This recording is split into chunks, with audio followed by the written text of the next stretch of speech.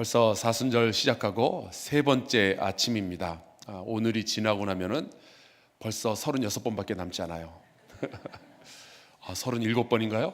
37번. 예, 아쉽군요. 우리 사랑하는 성도들의 삶에 하나님의 만지심과 놀라운 은총이 늘 함께하기를 간절히 축원합니다. 우리가 이 40일 동안 부르심에 관련된 말씀들을 함께 나누고 있습니다. 성경에 보면 하나님께서는 수많은 사람들을 부르시고 수많은 과정을 통해서 수많은 상황 가운데서 또 수많은 목표를 향해서 하나님께서 불러주셨습니다. 놀랍게도 제가 이 말씀을 준비하면서 보니까 우리도 다 동일한 부르심을 받았더라고요. 한두 가지 부르심이 아니라 최소한 40가지 이상의 부르심을 받았어요. 놀라운 거는 잊고 살았다는 거예요. 우리를 향한 그 아름다운 또 거룩한 강력한 부르심이 있었는데 그냥 내 앞에 놓여진 인생 살아가느라 참 많이 잊고 살았던 것 같아요. 이 부르심을 회복해야 될 텐데 그래서 여러분과 함께 이 40가지의 부르심에 대한 말씀을 나누고 있습니다. 이 부르심은 그들의 이야기가 아니고 우리 이야기예요. 성도들의 삶에 있어서 이 하나님의 부르심은 절대로 가볍게 여겨서는 안 됩니다. 오늘 이 말씀 나누기 전에 여러분에게 이거 하나 여쭤볼게요. 여러분 잘 생각하고 대답해 보세요. 여러분, 하나님이 우리 아버지이시며 만왕의 왕이시고 만주의 주이시며 내 생명의 주인 되심을 믿습니까? 옆에 사람이 보니까 그렇게 대답하지 말고 진정으로 한번 대답해 보세요. 여러분의 인생의 주인이 여러분이 아니라 하나님이라고 믿으십니까? 그렇다면 그분의 부르심에 응답하는 삶을 사시기를 주의 이름으로 축원합니다. 나를 부르신 이가 그 하나님이시라면, 나를 부르신 그분이 나를 위해서 십자가에서 죽으신 그분이시라면, 그분의 부르심을 모른 척하고 살아간다면 그 사람이 아니죠. 하나님의 부르심에 대한 진지함도 우리가 회복해야 됩니다. 오늘은 아브라함이 경험했던 부르심이에요. 모든 신앙은 부르심에서 출발합니다. 부르심이 없이는 우리는 아무것도 찾을 수 없는 존재입니다. 우리는 스스로 하나님을 찾아 나설 사람들도 아니고요, 찾아낼 수도 없습니다. 고행을 통해서, 득도를 통해서 스스로를 구원하겠다고 하는 모든 종교와 철학들은 다 헛것이에요. 하나님을 모든 것을 창조하신, 그리고 우리를 창조하신 그분의 부르심이 애초에 없었다면 우리는 할 수 있는 것이 아무것도 없어요. 그래서 부르심은 기본적으로 은혜입니다. 은혜가 없으면 우리는 설 자리도 없는 거예요. 아브라함을 부르신 이야기가 딱 그것을 보여줍니다. 노아의 홍수 이후로 시간이 흘러가죠. 또 사람들이 다시 아기를 낳고 해서 번성하게 됩니다. 하나님의 은혜를 받았던 노아로부터 세 아들이 나왔고요. 셈, 함, 야벳. 그리고 세 아들로부터 다시 많은 사람들이 출생해서 사람들의 숫자가 불어났는데, 놀랍게도 이 사람들의 악독함은 노아의 홍수와 함께 사라지지 않았어요. 그렇게 사람들의 숫자가 불어났더니 그들이 한 짓이 뭔지 압니까? 바벨탑을 만들기 시작합니다.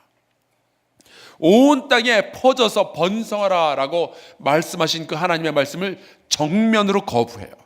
그들이 창세기 11장 4절에 이렇게 말합니다. 그 탑 꼭대기를 하늘에 닿게 하여 우리 이름을 내고 온 지면에 흩어짐을 면하자. 하나님은 흩어져라, 사람들은 흩어짐을 면하자. 그래서 하나님은 그 사람들의 언어를 혼잡하게 하시고 사람들을 온 지면에 흩으십니다. 노아라는 은혜 받은 사람, 당대의 완전한 의인을 통해서 새로운 세대, 새로운 가문을 만들려 하셨던 하나님의 계획은 인간들의 죄악 때문에 다 망가져 버렸어요.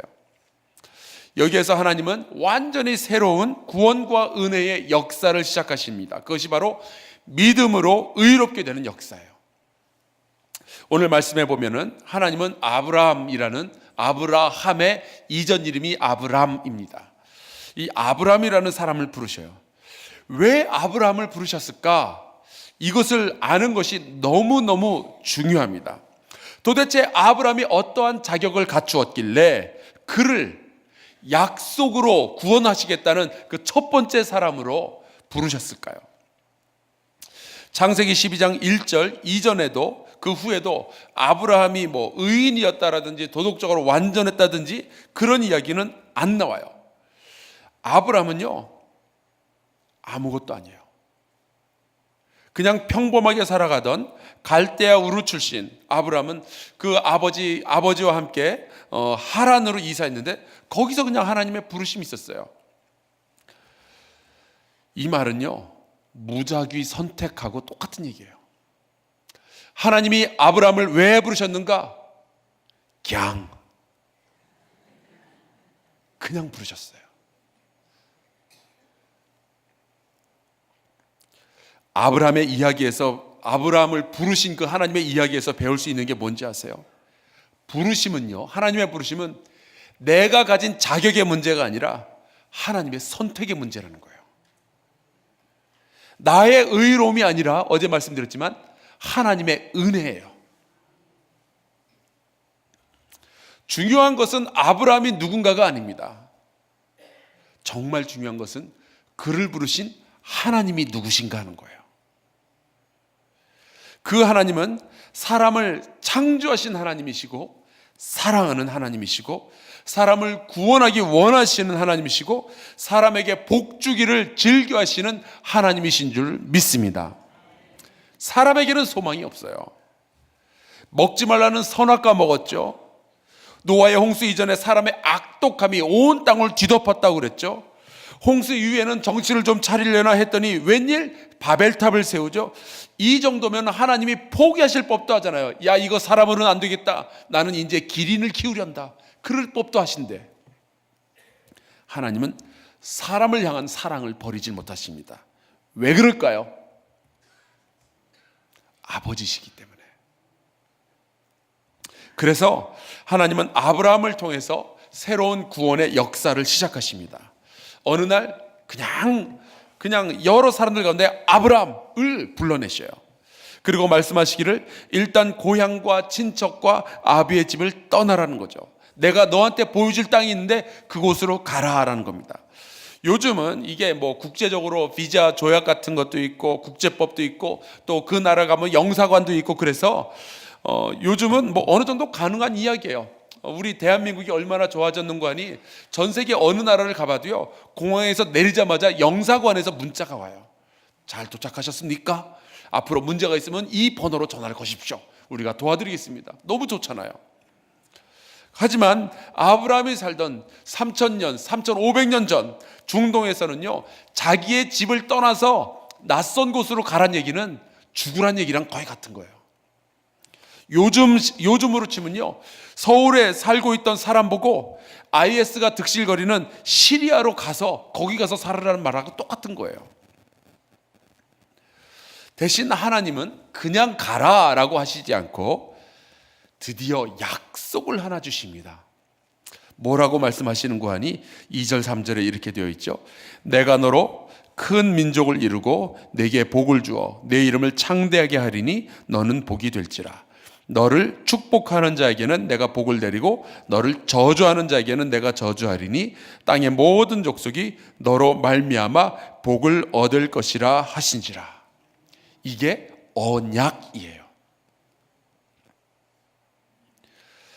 여러분, 땅의 모든 족속이 복을 얻기 위해서는 아브라함이 뭘 해야 돼요? 떠나야 돼요. 죽을 각오를 하고 떠나야 돼요. 이 부르심에 대해서 아브라함의 반응이 4절에 나와 있어요. 이에 아브라함이 여호와의 말씀을 따라갔고. 하나님의 부르심에 응답하기 위해서 아브라함은 자기의 모든 것을 전부 포기해야만 했습니다. 아브라함은 자기의 모든 것을 버리고 하나님의 언약을 믿어야만 했어요.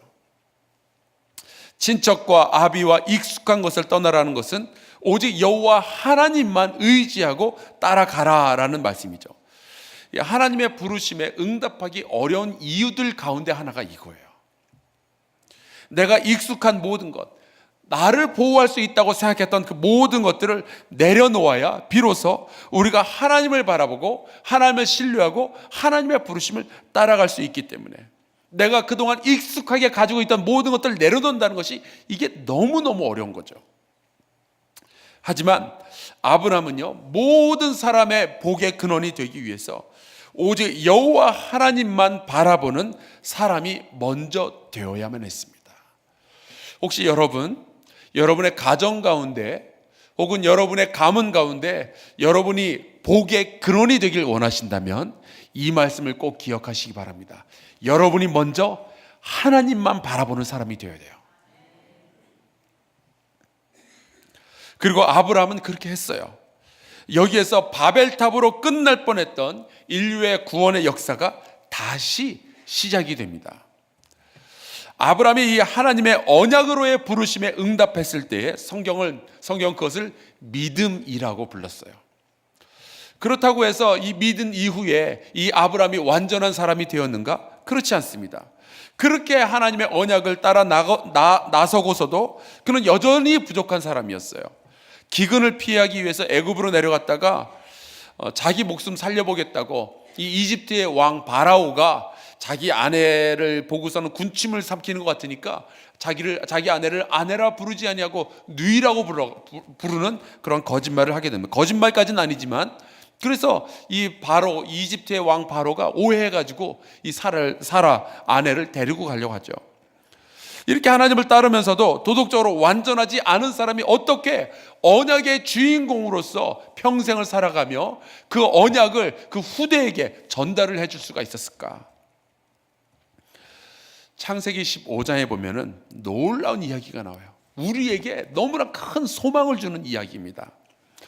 하나님은 이제 아브라함에게 말씀으로만 언약을 주시는 것이 아니라 실제로 언약식을 하십니다. 왜 우리도 결혼하기 전에 약혼이라는 걸 하는 것처럼 언약식을 해요. 이 두 사람이 계약을 맺을 때 하는 그러한 고대의 풍습 가운데 하나입니다. 7절에 창세기 15장 7절에 보면 하나님이 이렇게 말씀하셔요. 나는 이 땅을 내게 주어 소유를 삼게 하려고 너를 갈대아인의 우르에서 이끌어낸 여호와니라. 그러자 이제 아브라함이 물어봅니다. 내가 이 땅을 소유하게 될 것을 뭘로 알 수 있습니까? 맹세할 수 있습니까? 우리 계약 맺어야 되는 거 아닙니까? 그렇게 이야기를 하죠. 그래서 하나님은 그럼 언약식을 한번 너랑 나랑 언약식을 하자. 그래가지고 당시 중동 지방에서 유행했던 의식을 거행을 합니다. 요즘이야 뭐 도장 찍고 해가지고 공증받고 그렇게 하겠지만 옛날엔 그런 게 없잖아요. 그래서 암소와 염소와 순양과 산비둘기와 집비둘기를 가져다 놓고 이제 이 새들은 너무 조그마니까 내버려두고 나머지 짐승들은 반으로 쪼개요. 그 다음에 그것을 양쪽으로 놓습니다. 그럼 가운데 길이 생기겠죠? 그러면은 계약을 맺는 당사자 둘이서 함께 그 가운데로 지나가는 거예요. 지나가면서 하는 말이, 우리가 만약에 이 약속을 지키지 않는다면 여기 이 짐승들 보이지? 쪼개진 짐승들처럼 우리는 쪼개질 인생이더라. 만약에 우리가 약속을 지키지 않는다면 내가 끝까지 너를 쫓아가서 이 짐승들처럼 너를 만들겠다. 이것이 고대의 계약을 맺는 약속의 그 풍습이었어요. 그런데 이 성경을 보면요, 기가 막혀요.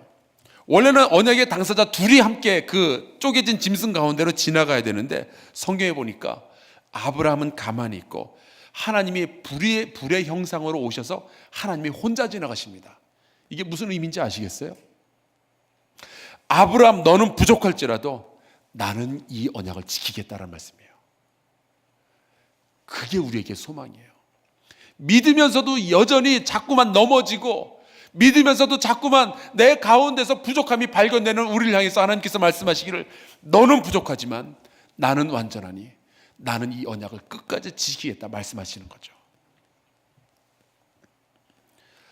그래서 여러분, 구원의 소망은요, 우리의 의로움에 있는 것이 아니라 하나님의 신실하심에 있음을 믿습니다.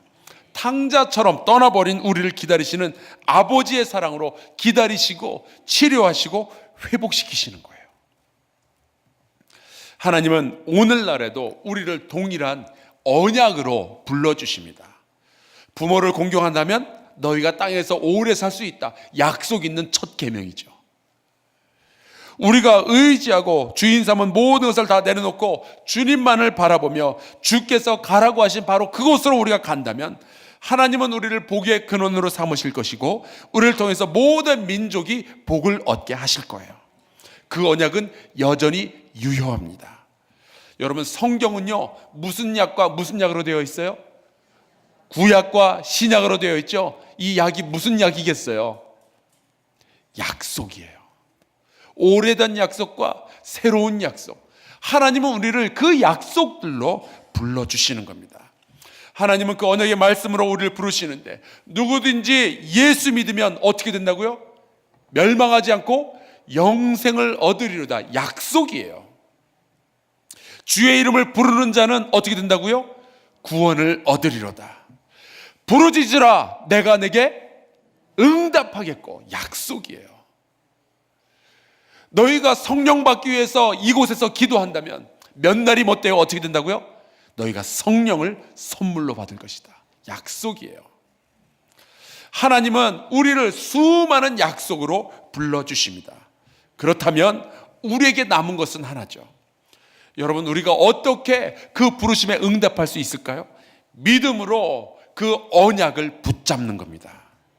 히브리서 6장 17절에 이렇게 말씀하고 있어요. 하나님은 약속을 기업으로 받는 자들에게 그 뜻이 변하지 아니함을 충분히 나타내시려고 그 일을 맹세로 보증하셨나니. 어디에서요? 창세기 15장에서 하나님 맹세하십니다. 나는 약속을 지키겠다. 그렇다면 우리는 어떻게 할까요?